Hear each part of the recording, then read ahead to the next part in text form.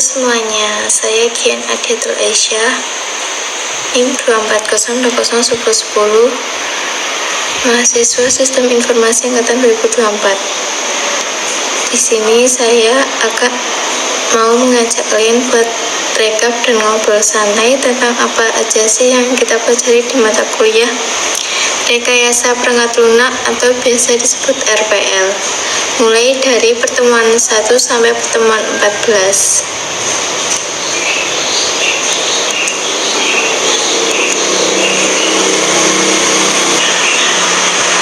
Nah, pada video kali ini saya sudah merangkum di PPT untuk mereview materi dari pertemuan 1 sampai 14.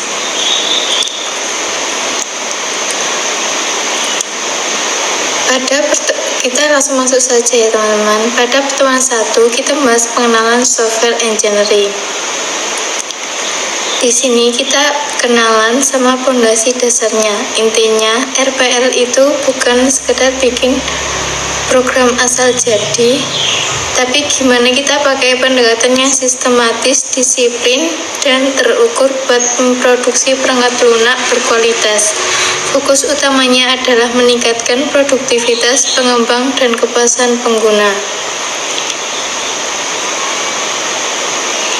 Selanjutnya kita ke pertemuan 2, yakni tentang software proses dan SDLC.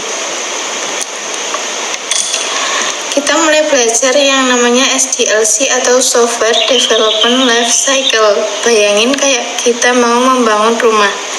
Kita gak mungkin langsung beli semen terus pasang bata tanpa rencana, kan? Pasti ada tahapannya. Nah, di SDLC ini tahapannya mulai dari planning atau merencanakan jadwal dan efisiensi waktu, analyze, nyari tahu masalah dan apa yang dimau sama user lewat wawancara atau observasi. Kemudian desain atau bikin rancangan kasar seperti flowchart atau arsitektur data, kemudian implementation atau proses codingnya, testing dan integration, maintenance atau perawatan sistem setelah aplikasinya rilis. Jadi 6 tahapan SDLC ini tahapannya ada 6, yakni planning, analysis, design, implementation, testing, dan integrasi, dan maintenance. Ini pertemuan kedua. Selanjutnya pertemuan ketiga kita membahas model klasik waterfall model. Dan pertemuan keempat yakni agile development.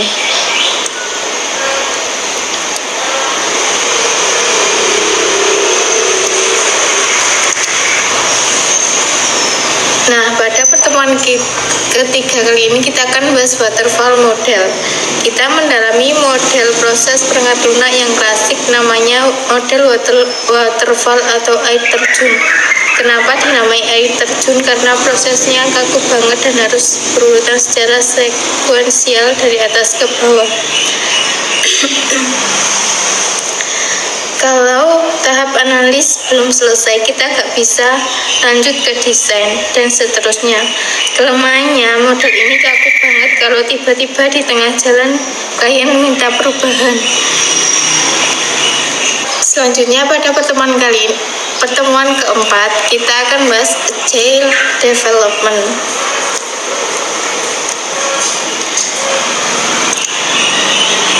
Di pertemuan 4 lahirlah pahlawan bernama Agile Development Methods. Sesuai namanya,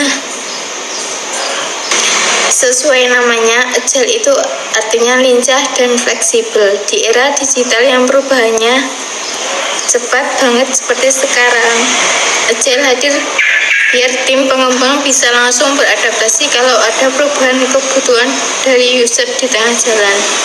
Di dalam agile ini ada banyak metodenya yang mungkin kita sering dengar, kayak Scrum atau Extreme Programming atau XP. Kemudian kita lanjut ke pertemuan 5. yakni kita membahas spesifikasi persyaratan dokumen SRS.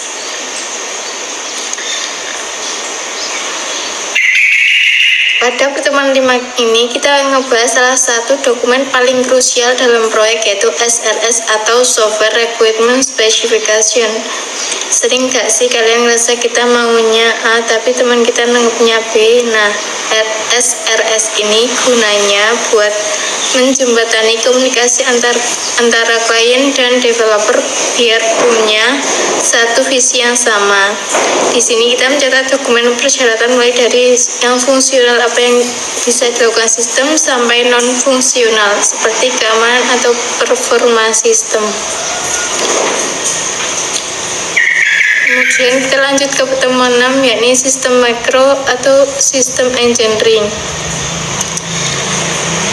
Sudut pandang kita diperluas lagi ke sistem engineering. Perangkat lunak itu gak bisa berdiri sendiri. Dia harus hidup dan terintegrasi sama perangkat keras atau hardware, manusia atau user, dan proses bisnis lainnya. Jadi, di bab ini kita belajar gimana caranya menyelaraskan semua aspek itu biar sistem besarnya bisa berjalan sukses tanpa ada bentrokan. Nah, selanjutnya kita ke pertemuan 7, yakni arsitektur perangkat lunak dan modularitas. Di sini kita belajar perancangan arsitektur perangkat lunak. Ini ibaratnya cetak biru atau blueprint dari aplikasi kita. Kita memecah sistem jadi komponen kecil atau modul-modul. Kenapa harus moduler? Biar kalau ada error di satu bagian, kita gak perlu membongkar seluruh aplikasi dan programnya jadi lebih gampang dirawat. Kemudian kita lanjut ke pertemuan 8, yakni pemodelan abstrak atau sistem modeling.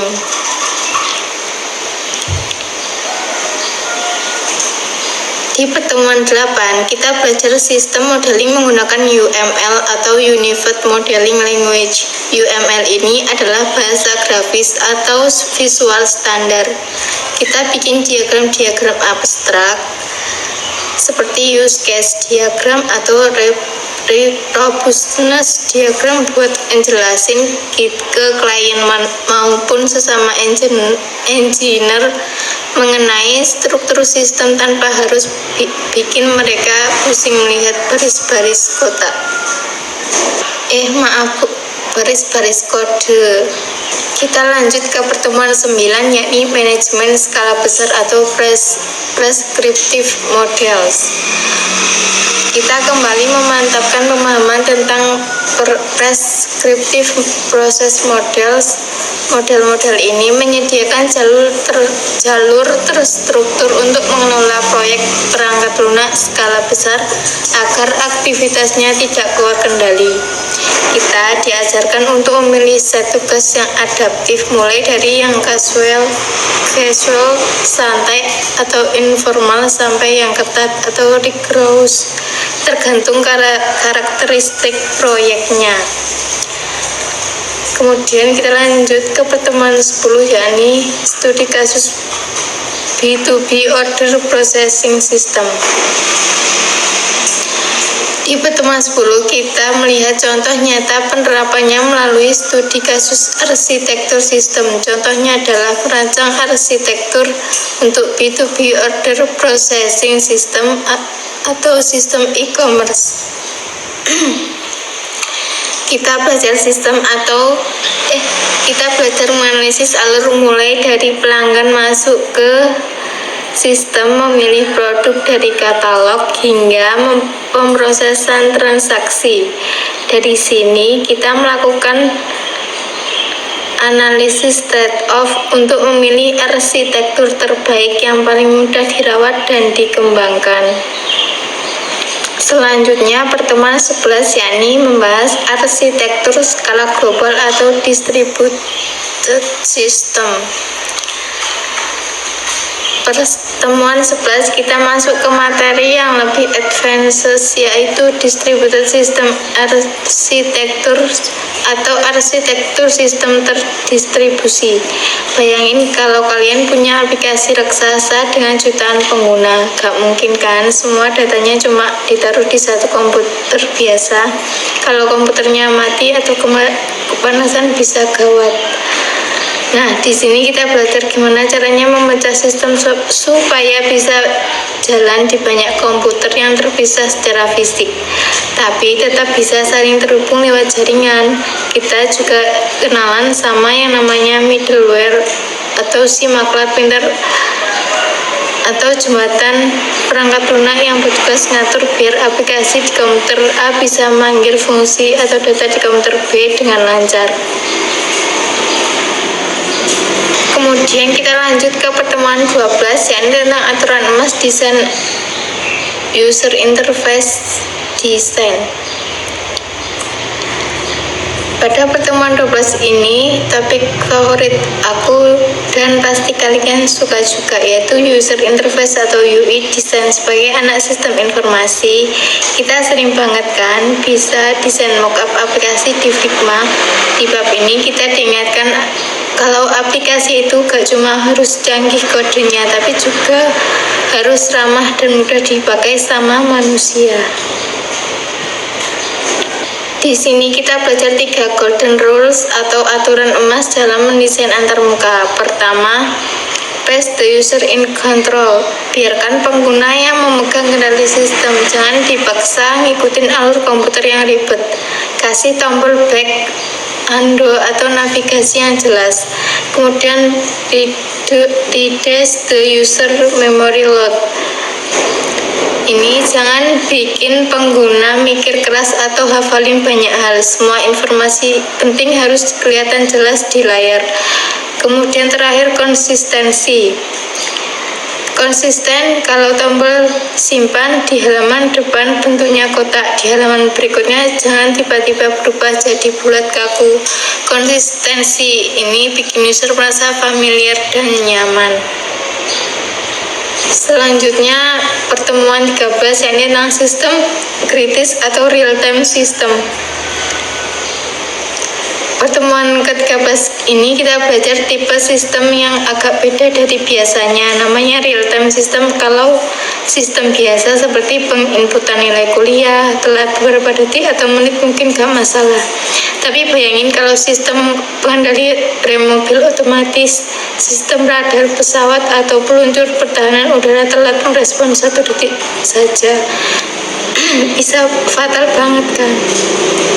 Di bab ini kita belajar tentang sistem yang waktu responnya menjadi batasan yang sangat krusial. Ada hard real time yang toleransi waktunya mutlak alias gak boleh telat sama sekali, dan ada soft real time yang toleransinya sedikit lebih longgar tapi tetap diusahakan cepat. Desain untuk sistem ini menantang banget karena dia harus siap menerima banyak kejadian atau event dari lingkungan luar secara bersamaan dan langsung meresponnya saat itu juga. Nah, ini terakhir pertemuan ke-14, kita membahas analisis pemodelan OOAD dan UML behavior.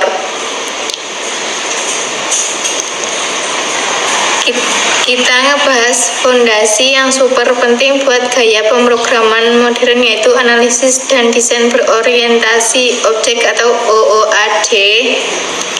Kalau dulu orang bikin program pakai pendekatan terstruktur atau aliran data biasa, di sini kita diajak buat melihat dunia digital itu sebagai kumpulan objek yang saling berinteraksi. Bayangin sebuah sistem kampus, kita pecah-pecah masalahnya jadi objek-objek nyata, kayak objek mahasiswa, objek dosen, dan objek mata kuliah. Setiap objek punya data atau atribut dan kemampuannya sendiri, atau fungsi atau metode.